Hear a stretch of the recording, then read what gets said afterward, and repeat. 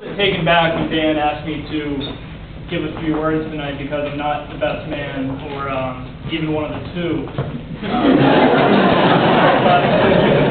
I thought, is that against the wedding rules? Is that a rule violation? I didn't know, but then I realized Dan's never been one for rules to begin with. For instance, in high school, the 60% being a minimum in geometry, I don't think Dan really understood that was a requirement to go about that. We're in college. We lived together in college, and it seemed that Dan didn't really. I mean, he went to class most times, but once in a while, Gilmore Girls, Dawson's Creek, and a bag of Sun Chips kind of took precedence. But the guy always gets through. He passed geometry, graduated college, and somehow found himself a wonderful woman and wife named Katie.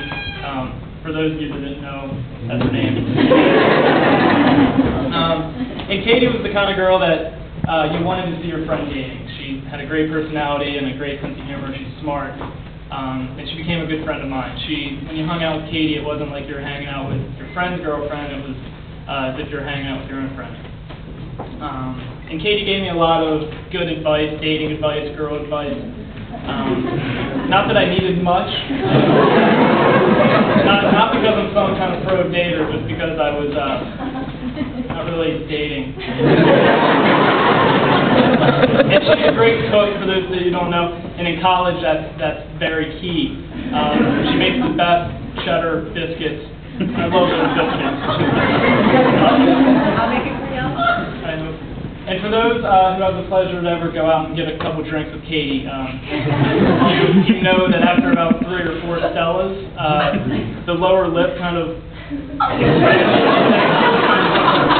Thank you. And it's great. She's a great lady.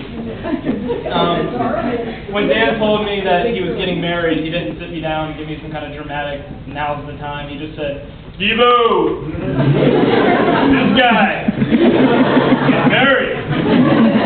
And, well, that guy is now married. And Dan, I can't be happier for you. I love you to death. There's not an ounce of me that doesn't think that you two are going to have spend the rest of your lives together. And I'm going to be there for it, too. Possibly living on the couch. We don't. Anyway, I love you guys. Cheers.